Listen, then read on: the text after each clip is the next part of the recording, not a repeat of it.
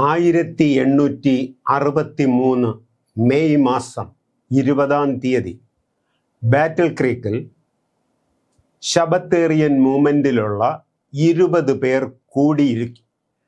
അവർ ചില തീരുമാനങ്ങൾ എടുക്കുന്നു. ഇതാണ് സെവൻത് ഡേ അഡ്വെൻറ്റിസ്റ്റ് സഭയുടെ ആദ്യത്തെ ജനറൽ കോൺഫറൻസ് മീറ്റിംഗ്. ഇതിൽ നടന്ന കാര്യങ്ങളും ഇതിലെടുത്ത തീരുമാനങ്ങളുമൊക്കെയാണ് നമ്മൾ ഈ സെഗ്മെൻറ്റിലൂടെ പഠിക്കുവാൻ പോകുന്നത്. സെവൻത് ഡേ അഡ്വെൻറ്റിസ്റ്റ് സഭയുടെ ഈ ആദ്യത്തെ ജനറൽ കോൺഫറൻസ് മീറ്റിംഗ് നടക്കുന്ന സമയം എന്ന് പറയുന്നത് ഇത് അമേരിക്കയിൽ ആഭ്യന്തര യുദ്ധം നടക്കുന്ന കാലഘട്ടമാണ്. നിങ്ങളത് ഹിസ്റ്ററിയിൽ പഠിച്ചിട്ടുണ്ടാകും.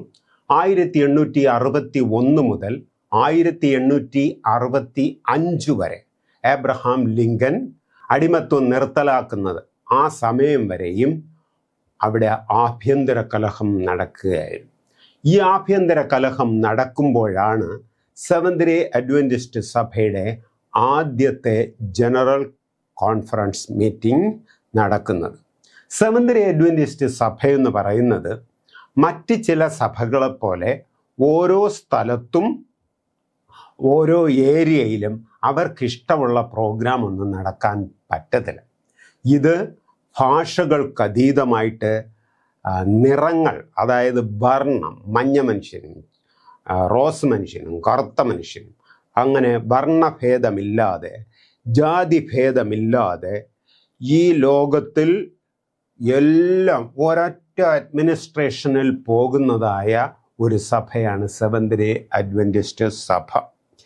ഈ ഒരേ അഡ്മിനിസ്ട്രേഷനിൽ ചൈനയിൽ നടക്കുന്നതും ശരി, അമേരിക്കയിൽ നടക്കുന്നതും ശരി, ഇന്ത്യയിൽ നടക്കുന്നതും ശരി, ഇംഗ്ലണ്ടിൽ നടക്കുന്നതെല്ലാം ഒരേ പാറ്റേൺ പ്രോഗ്രാം ആയിരിക്കും. അന്ത്യകാലത്ത് ഈ ലോകത്തിൽ പിശാചിൻ്റെ അടിമത്വത്തിൽ കിടക്കുന്ന മനുഷ്യരെ മാനസാന്തരപ്പെടുത്തി ദൈവരാജ്യത്തിലേക്ക് കൊണ്ടുവരികയാണ് ഈ സഭയുടെ ലക്ഷ്യം. ചിലരൊക്കെ വിചാരിക്കും ഈ സഭയുടെ ലക്ഷ്യം എന്ന് പറയുന്നത് സഭയിൽ കുറേ ആളെ കൂട്ടുക എന്നുള്ളതാണെന്ന്. സഭയുടെ ഉദ്ദേശം എന്ന് പറയുന്നത് സഭയിൽ ആളെ കൂട്ടുകയല്ല, ലോകത്തിൽ പിശാചിൻ്റെ പിടിയിൽ കടന്ന് സ്വാധീനത്തിൽ കിടക്കുന്ന മനുഷ്യനെ നിത്യരാജ്യത്തിൽ എത്തിക്കുവാൻ വേണ്ടി നല്ല സ്വഭാവവും ക്രിസ്തീയ നല്ല ജീവിത ശൈലിയും അനുഗമിച്ച് ജീവിക്കാൻ വേണ്ടി അവരെ സ്വർഗത്തിലേക്ക് നയിക്കുക എന്നുള്ളതാണ് സഭയുടെ ഉദ്ദേശം. ഈ ലോകത്തിലുള്ള എല്ലാവർക്കും ഉള്ളതാണ് ഈ ദൂത്. ഇപ്പോൾ നടക്കുന്നതായ ജനറൽ കോൺഫറൻസ് പോലെ 5 വർഷത്തിലൊരിക്കലല്ല ആ കാലങ്ങളിൽ ജനറൽ കോൺഫറൻസ് നടക്കുന്നത്.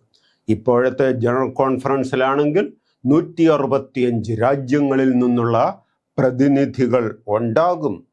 ആ പല രാജ്യങ്ങളിൽ നിന്ന് അവരെല്ലാം വീസ കിട്ടി, അവരെല്ലാം കൂടെ ഈ മീറ്റിങ്ങിന് പങ്കെടുക്കും. ഇന്നത്തെ പോലെ ഡിവിഷനിൽ നിന്നുള്ള പ്രതിനിധികളില്ല, യൂണിയനിൽ നിന്നുള്ള പ്രതിനിധികളില്ല, മെഡിക്കൽ കോളേജുകളില്ല, യൂണിവേഴ്സിറ്റികളില്ല, വിദ്യാഭ്യാസ സ്ഥാപനങ്ങളില്ല, സഭയ്ക്കകത്ത് ചില ഡിപ്പാർട്ട്മെൻറ്റ് ഡയറക്ടേഴ്സൊക്കെ ഉണ്ട്, അതൊന്നുമില്ല. ആതുര സേവനങ്ങൾ സ്ഥാപനങ്ങൾ ഒന്നുമില്ല. അമേരിക്കയിൽ മാത്രം 34 പള്ളികളിലായിട്ട് 3500 അംഗങ്ങൾ മാത്രമേ അന്ന് സെവൻത് ഡേ അഡ്വെൻറ്റിസ്റ്റ് സഭയ്ക്ക് ഉള്ളൂ. 1860 ഒക്ടോബർ മാസം 1-ാം തീയതി ഈ അന്ത്യകാല സഭ, അത് മില്ലറൈറ്റ് മൂവ്മെൻറ്റിൽ നിന്നും ശബത്തേറിയൻ മൂവ്മെൻ്റായി, ആ സഭയ്ക്ക് സെവൻത് ഡേ അഡ്വെൻറ്റിസ്റ്റ് എന്ന പേര് വേണമെന്നത് അംഗീകരിച്ചു. 1860 ഒക്ടോബർ 1-ാം തീയതി പേര് സ്വീകരിച്ചു. 1861 മെയ് മാസത്തിൽ ഈ seventh day Adventist publishing ഹൗസിനെ register ചെയ്തു. അവിടെ ബാറ്റിൽ ക്രീക്കിൽ രജിസ്റ്റർ ചെയ്തു. അതിനെ ലീഗലായിട്ട് ഗവൺമെൻറ്റുമായിട്ട് ഇൻകോർപ്പറേറ്റ് ചെയ്തു. 1861 തന്നെ മിഷിഗൺ സ്റ്റേറ്റിലെ സെവൻത് ഡേ അഡ്വെൻറ്റിസ്റ്റ് കൂട്ടായ്മകളെല്ലാം കൂടെ കൂട്ടി ഒരു കോൺഫറൻസ് ഉണ്ടാക്കി. അത് ഇന്നത്തെ സെക്ഷന് തുല്യം. നമ്മളിപ്പോൾ north Kerala section, south Kerala section, Idukki section, AP section എന്നൊക്കെ പറയുമല്ലോ. അതേപോലെ ഒരു Michigan conference of seventh day Adventist രൂപം കൊടുത്തു. അതിൻ്റെ ആദ്യത്തെ പ്രസിഡന്റ് ജോസഫ് ബെയ്റ്റ്സ് ആയിരുന്നു. അങ്ങനെ 1861 ഈ മിഷിഗൺ കോൺഫറൻസ് കൂടിയതിന് ശേഷം അവിടെ നിന്നും 9 പ്രതിനിധികളെ അവർ ചേർത്തു. 9 പ്രതിനിധികളെ അവർ ചേർത്തതിന് ശേഷം ചില തീരുമാനങ്ങൾ ആദ്യം എടുക്കുകയുണ്ടായി. ഈ 9 പേരും അവിടെ കൂടി വന്നതിൽ LNG വൈറ്റ് ഇല്ലായിരുന്നു. LNG വൈറ്റ് ഈ 9 പേരുള്ള ആ കൂട്ടത്തിൽ, ചില തീരുമാനങ്ങൾ എടുക്കുന്ന കൂട്ടത്തിൽ ഇല്ലായിരുന്നു. അവർ ചില തീരുമാനങ്ങൾ എടുത്തു.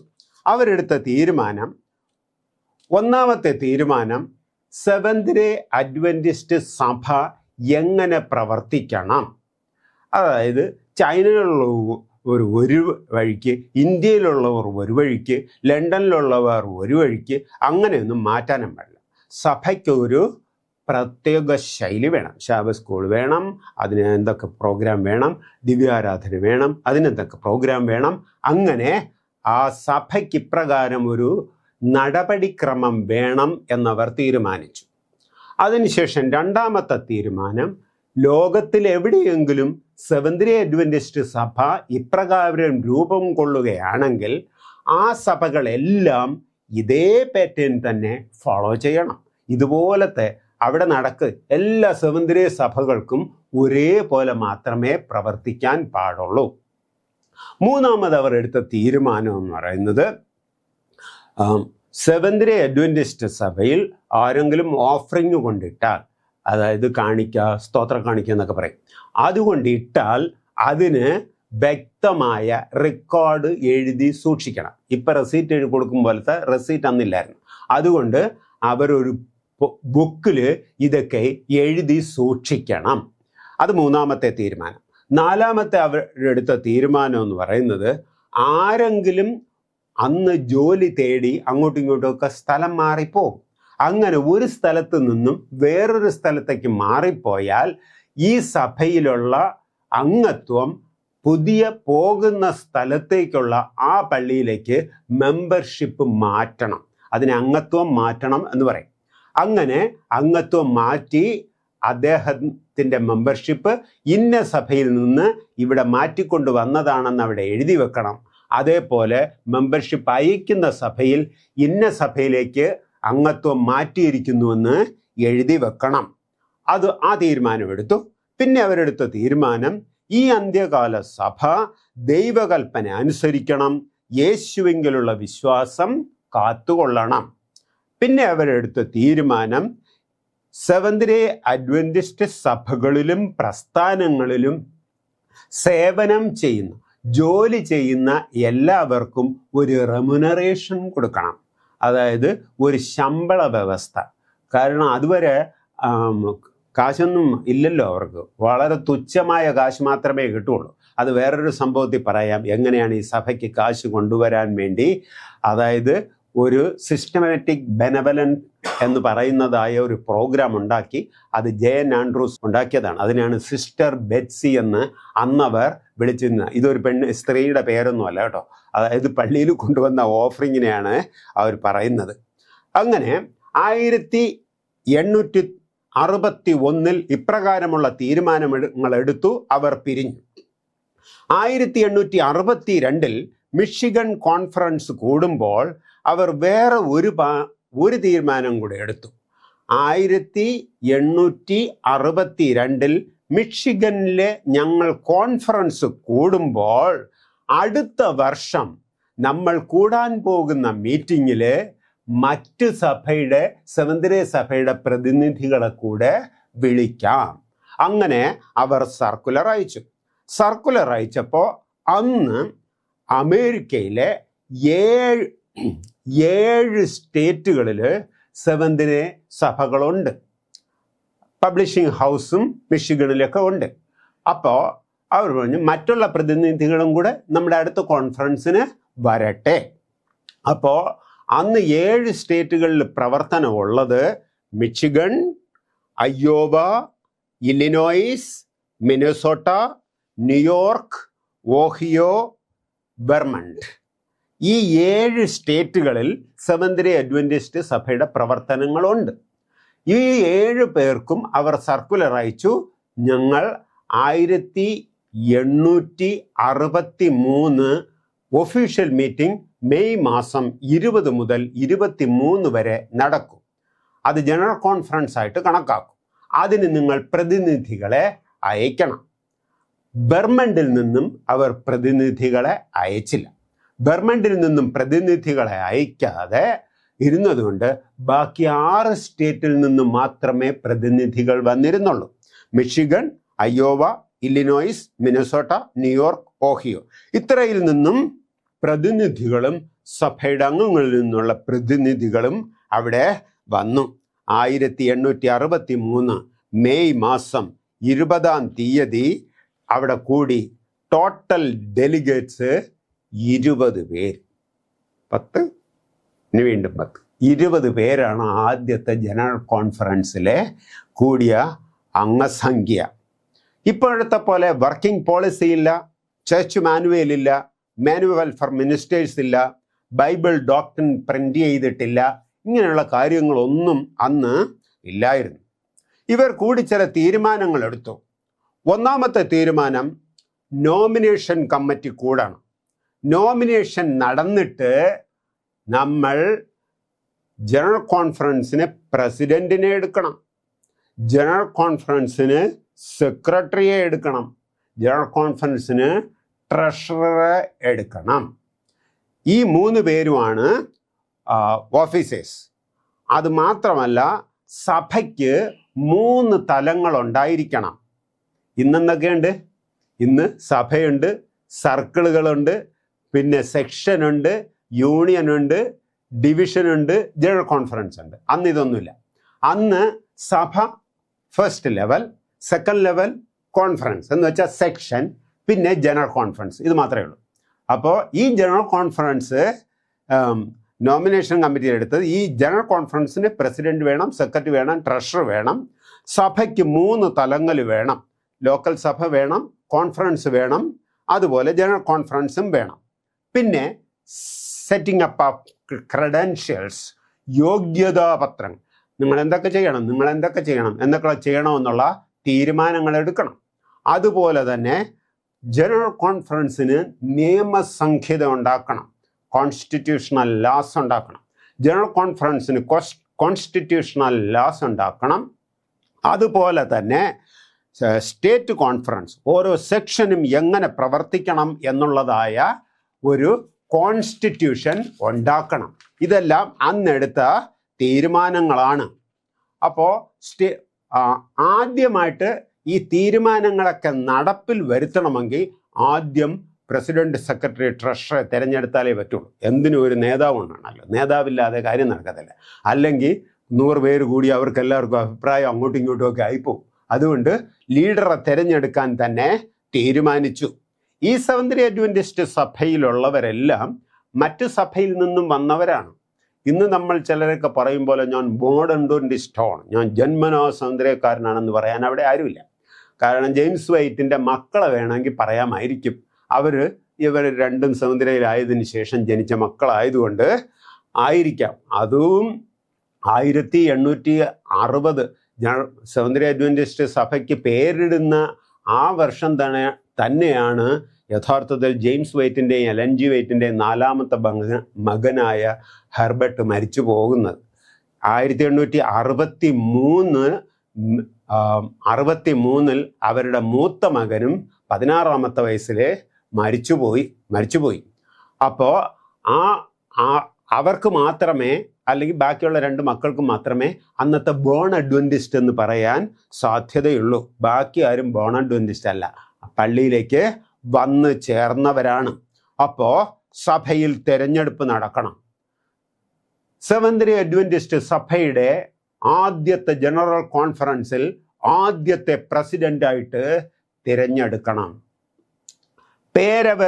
അധികമൊന്നും ചിന്തിക്കാൻ അവർക്ക് സമയം വേണ്ട, ആലോചിക്കാൻ വേറെ ഒന്നുമില്ല, വേറൊന്നും താരതമ്യപ്പെടുത്താനുമില്ല. ഒരു പേര് മാത്രമേ പറയാനുള്ളൂ, ജെയിംസ് വൈറ്റ്. ജെയിംസ് വൈറ്റ് എന്ന പേര് മാത്രമേ അവർക്ക് പറയാനുണ്ടായിരുന്നുള്ളൂ. ഒരാൾ പേര് പറഞ്ഞു, സെക്കൻഡ് ചെയ്തു, ആ പേര് മതി.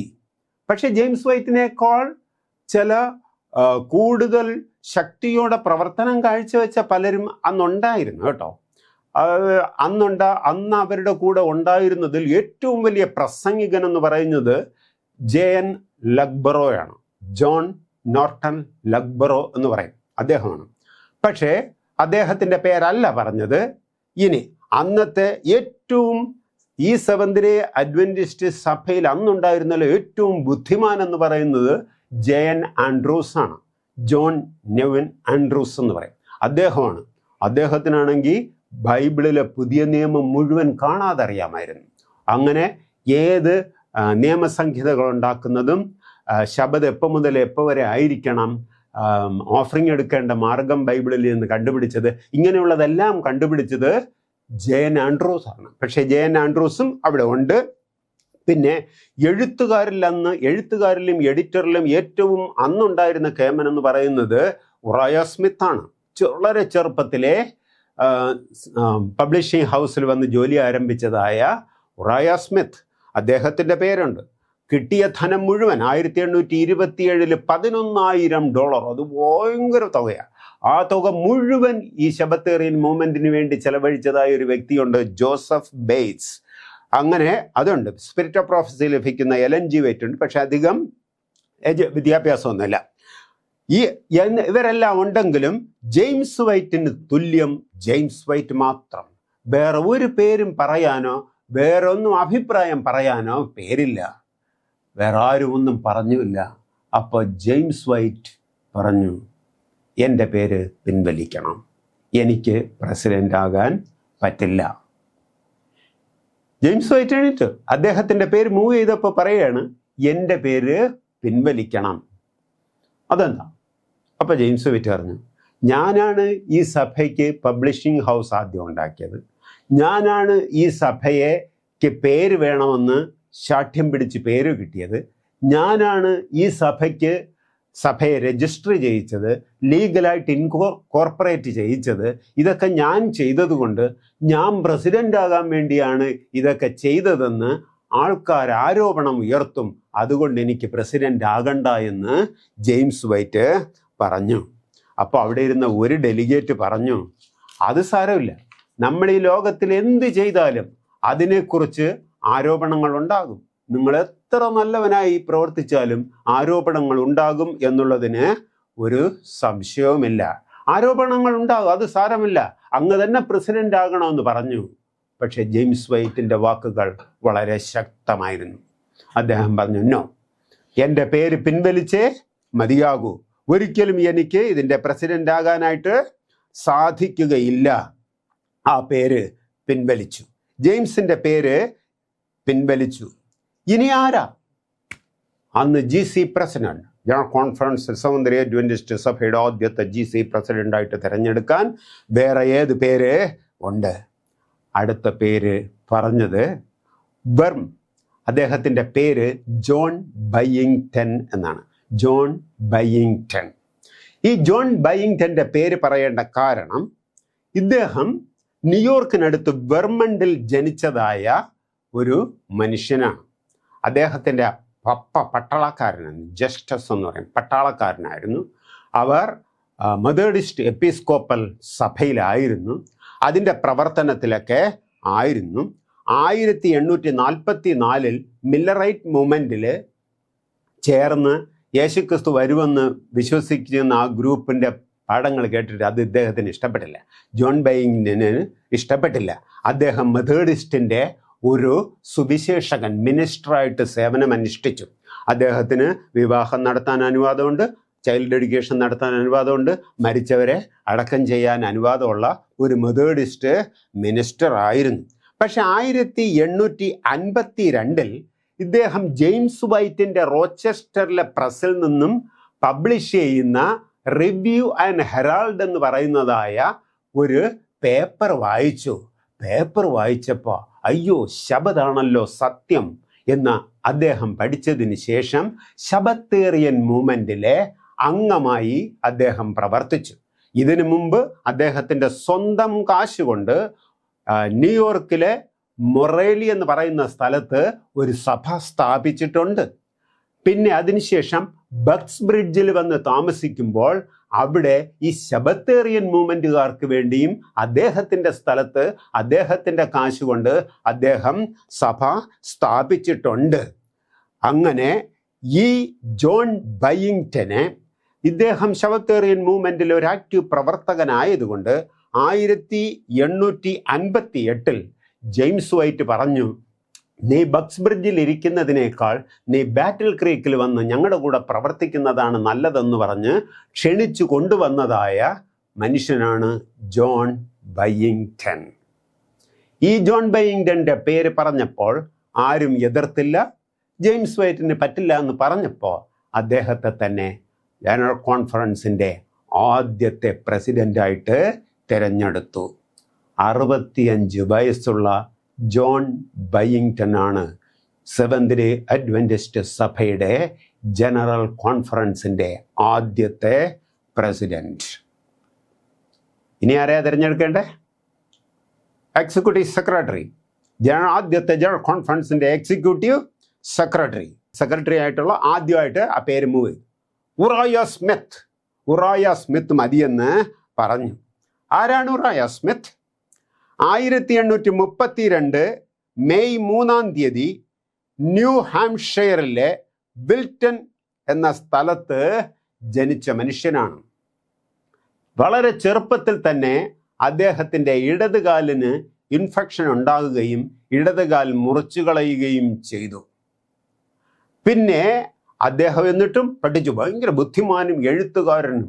ഇദ്ദേഹത്തിൻ്റെ സേവനം ഇദ്ദേഹം വെറും 12 വയസ്സായപ്പോൾ ഈ മില്ലറൈറ്റ് മൂവ്മെൻറ്റിൽ 1844 മഹാനിരാശാ ദിവസത്തിൽ ഇദ്ദേഹം കൂടെ ഉണ്ടായിരുന്നു. 1852 20 വയസ്സുള്ളപ്പോൾ ഇദ്ദേഹം എന്ത് ചെയ്തെന്നറിയാമോ? റോച്ചസ്റ്ററിലുള്ള ജെയിംസ് വൈറ്റിൻ്റെ Review and Herald publishing house പ്രസിൻ്റെ എഡിറ്ററായിട്ട് സേവനം ചെയ്യാമെന്ന്. ശമ്പളമൊന്നും വേണ്ട.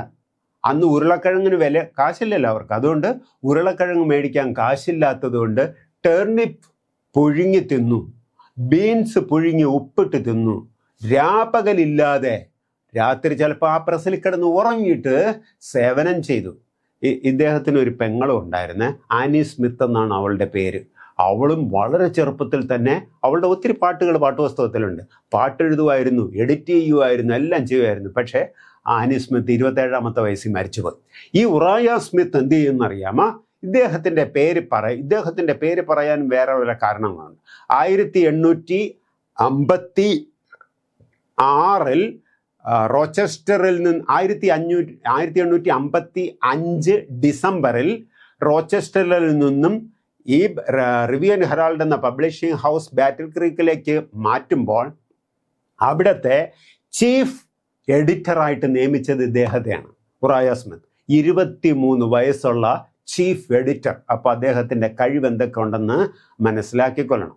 അത് മാത്രമല്ല, അമേരിക്കയിലെ മിനിമം 6 കാര്യങ്ങൾക്ക് അദ്ദേഹം കണ്ടുപിടിച്ച് പാറ്റേൺ നേടിയിട്ടുണ്ട്. അതായത് കൃത്രിമക്കാൽ വയ്ക്കുമ്പോൾ ആ കാലിൻ്റെ പാദത്തിൻ്റെ ആംഗിൾ എങ്ങനെ നടക്കുമ്പോൾ ഇങ്ങനെ ചലിക്കണം എന്നുള്ളതായ ആ കണ്ടുപിടുത്തം നടത്തിയത് അദ്ദേഹമാണ്. അതുപോലെ തന്നെ ഇപ്പോഴും അമേരിക്കയിൽ ഉപയോഗിക്കുന്നതായ മേശയും കസേരയൊക്കെ അതിൻ്റെ കാലൊക്കെ മടക്കിയെടുക്കാവുന്നതായ അത് കണ്ടുപിടിച്ചതും ഇയാൾ തന്നെ. ഇയാൾ മിനിമം 6 കണ്ടുപിടുത്തങ്ങൾ നടത്തിയിട്ടുണ്ട്. അദ്ദേഹം എന്ത് ചെയ്തെന്നറിയാമോ? ഇദ്ദേഹത്തിൻ്റെ പേര് പറഞ്ഞു. ആരും എതിർത്തില്ല. എഴുത്തുകാരൻ, എഡിറ്റർ, കവിത എഴുത്തുകാരൻ, പാട്ടുകാരൻ, നടത്തിയ അദ്ദേഹം. ഇത് മാത്രമല്ല, ബൈബിളിലെ ദാനിയേലിനും വെളിപ്പാടിനും കമൻട്രി എഴുതിയതായ മനുഷ്യനും ഇദ്ദേഹം തന്നെയാണ്. സെവന്ത് ഡേ അഡ്വന്റിസ്റ്റ് സഭയുടെ ആദ്യത്തെ ജനറൽ കോൺഫറൻസിൻ്റെ ആദ്യത്തെ എക്സിക്യൂട്ടീവ് സെക്രട്ടറി. തുടർന്ന് ഇദ്ദേഹം 5 പ്രാവശ്യം ജനറൽ കോൺഫറൻസ് സെക്രട്ടറി ആയിട്ട് സേവനം അനുഷ്ഠിച്ചിട്ടുണ്ട്. 65 വയസ്സുള്ളതായ ജനറൽ കോൺഫറൻസിലെ ആദ്യത്തെ പ്രസിഡന്റ് 31 വയസ്സുള്ളതായ സെക്രട്ടറി. ഇനി ആരെയാണ് ജനറൽ കോൺഫറൻസിൽ എടുക്കേണ്ടത്? Yes, treasurer. അതും അധികമാരും ചിന്തിക്കേണ്ടി വന്നിട്ടില്ല. പെൻസിൽവാനിയ സ്റ്റേറ്റിൽ ജനിക്കുകയും ആദ്യം ബ്രദറൻ സഭയിൽ അദ്ദേഹത്തിൻ്റെ പാരൻസിൻ്റെ കൂടെ പോവുകയും പിന്നെ അദ്ദേഹം മെത്തേഡിസ്റ്റ് ചർച്ചിൽ പോവുകയും ചെയ്തതായ ഒരു മനുഷ്യനാണ്. 1825 ഡിസംബറിലാണ് അദ്ദേഹം ജനിച്ചത്. പക്ഷെ 1858 അദ്ദേഹം ശബത്തേറിയൻ മൂവ്മെൻറ്റിൽ ചേർന്നു. റിവ്യൻ ഹെറാൾഡ് വായിച്ചതിന് ശേഷം ശബത്തേറിയൻ മൂവ്മെൻറ്റിൽ അദ്ദേഹം ചേർന്നു. അദ്ദേഹം 1860 അവിടെ പേരിടുന്ന ആ സഭയ്ക്ക് പേരിടുന്നതായ സമയത്ത് 1860 പെൻസിൽവാനിയയിൽ താമസിക്കുന്നതായ ഇദ്ദേഹത്തിൻ്റെ പേര് E.S. വാക്കർ എന്നാണ്. Ellis S Walker. അദ്ദേഹത്തിന് ജെയിംസ് വൈറ്റ് പറഞ്ഞു, നീ ഇനി ഇവിടെ വരണം, ബാറ്റിൽ ക്രീക്കിൽ വരണം. നീ ബാറ്റിൽ ക്രീക്കിൽ വന്നിട്ട് നമ്മുടെ സെവന്ത് ഡേ അഡ്വന്റിസ്റ്റ് പബ്ലിഷിംഗ് ഹൗസിൽ അക്കൗണ്ടൻ്റായിട്ടും ട്രഷററായിട്ടും ജോലി ചെയ്യണമെന്ന് വിളിച്ചു കൊണ്ടുവന്നതായ വ്യക്തിയാണ്. ആ ചെറുപ്പക്കാരൻ സെവന്ത് ഡേ അഡ്വന്റിസ്റ്റ് സഭയുടെ ആദ്യത്തെ ജനറൽ കോൺഫറൻസ് ട്രഷറായിട്ട് തിരഞ്ഞെടുത്തു. പബ്ലിഷിംഗ് ഹൗസിൽ അക്കൗണ്ടൻ്റ് ട്രഷറായിട്ട് സേവനം അനുഷ്ഠിച്ചിട്ടുള്ളതായ ഉള്ള ആളാണ്. പ്രായം 38 വയസ്സ്. അപ്പോൾ John Byington president, Uriah Smith secretary, E.S. Walker treasurer, ആദ്യത്തെ ജനറൽ കോൺഫറൻസിൻ്റെ ഓഫീസേഴ്സ്. ഈ 3 പേരും കൂടെ ചേർന്ന് എക്സിക്യൂട്ടീവ് കമ്മിറ്റി ഉണ്ടാക്കും. അതാണ് എക്സിക്യൂട്ടീവ് കമ്മിറ്റി എന്ന് പറയുന്നത്. പക്ഷേ ഈ എക്സിക്യൂട്ടീവ് കമ്മിറ്റി, ആദ്യത്തെ എക്സിക്യൂട്ടീവ് കമ്മിറ്റിയിൽ 2 പേരെ കൂടെ പ്രത്യേകം ചേർത്തിരുന്നു. അതിൽ ഒന്ന് J.N. ലഗ്ബറോ, പിന്നെ ജെയിംസ് വൈറ്റ്. അങ്ങനെ ആദ്യത്തെ ജനറൽ കോൺഫറൻസിൻ്റെ എക്സിക്യൂട്ടീവ് മെമ്പേഴ്സ് എന്ന് പറയുന്നത് John Byington, Uriah Smith, E.S. Walker, John Loughborough, James White. General കോൺഫറൻസിന് അതിനുശേഷം അവർ എങ്ങനെ നടത്തണമെന്നുള്ളതായ നിയമസംഹിതകൾ ഉണ്ടാക്കി. അതിനുശേഷം സ്റ്റേറ്റിലുള്ള കോൺഫറൻസിന് എങ്ങനെ നടത്തണമെന്നുള്ള കോൺസ്റ്റിറ്റ്യൂഷൻ ഉണ്ടാക്കി. അതിനുശേഷം ചർച്ച് എങ്ങനെ നടത്തണമെന്നും ചർച്ചിന് വേണ്ട നടപടികൾ ഉണ്ടാക്കി. അവർ അന്ന് 1863 മെയ് മാസം 20 മുതൽ 23 വരെ എടുത്തതായ ആ നിയമസംഹിതകൾ 1897 നെബ്രാസ്കയിൽ കൂടുന്നതായ ജനറൽ കോൺഫറൻസ് വരെയും ഇത് തന്നെയാണ് ഫോളോ ചെയ്തത്. പിന്നെ ആവശ്യങ്ങൾക്കനുസരിച്ച് 1901 ഫോറിൻ മിഷൻ ബോർഡ് ജനറൽ കോൺഫറൻസിന് ഉണ്ടാക്കി. 1901 തന്നെ സ്റ്റേറ്റ് കോൺഫറൻസുകളെയൊക്കെ കൂടെ ചേർത്ത് യൂണിയൻ ഉണ്ടാക്കി. 1913 യൂണിയൻ കോൺഫറൻസുകളൊക്കെ ചേർത്തിട്ട് ഡിവിഷൻ ഉണ്ടാക്കി. അങ്ങനെയാണ് ഡിവിഷൻ ഈ ലോകത്തിൽ വരുന്നത്. ഡിവിഷൻ പ്രസിഡന്റ് എന്ന് പറയുന്നത് ജനറൽ കോൺഫറൻസിൻ്റെ വൈസ് പ്രസിഡൻ്റാണ്. പിന്നെ ഡിപ്പാർട്ട്മെൻറ്റുകളാണെങ്കിൽ കാലാകാലങ്ങൾ. ട്രാക്ടൻ മിഷണറി സൊസൈറ്റി 1874 രൂപം കൊടുത്തു. ശാബത്ത് സ്കൂൾ ഡിപ്പാർട്ട്മെൻറ്റ് 1878 രൂപം കൊടുത്തു. ഹെൽത്ത് ആൻഡ് ടെമ്പറൻസ് ഡിപ്പാർട്ട്മെൻറ്റ് 1879 ചെയ്തു. റിലീജിയസ് ലിബർട്ടി 1889 ചെയ്തു. Medical missionary and benevolent programme 1893 ചെയ്തു. കാലാകാലങ്ങളായിട്ട് സഭയ്ക്ക് മാറ്റം വന്നു, മാറ്റം വരുത്തി ചേർത്തു, ഇന്നത്തെ നിലയിലായി. നമ്മുടെ 28ാമത്തെ ഡോക്ടറിനെ ആഡ് ചെയ്യുന്നത് 2005 സെയിൻറ്റ് ലൂയിസിൽ വെച്ച് നടന്നതായ ജനറൽ കോൺഫറൻസിലായിരുന്നു. അപ്രകാരമാണ് ഇന്നത്തെ ഫോമിലുള്ള സെവന്ത് ഡേ അഡ്വന്റിസ്റ്റ് അഡ്മിനിസ്ട്രേഷൻ ആയി മാറിയത്. പ്രിയ ദൈവമക്കളെ, ഇതെല്ലാവരും നിങ്ങൾ ഓർത്തിരിക്കുകയും ആരെങ്കിലും സംശയം ചോദിച്ചാൽ പറയത്തക്കവണ്ണവും ദൈവം നിങ്ങളെ അനുഗ്രഹിക്കട്ടെ. ആമേൻ.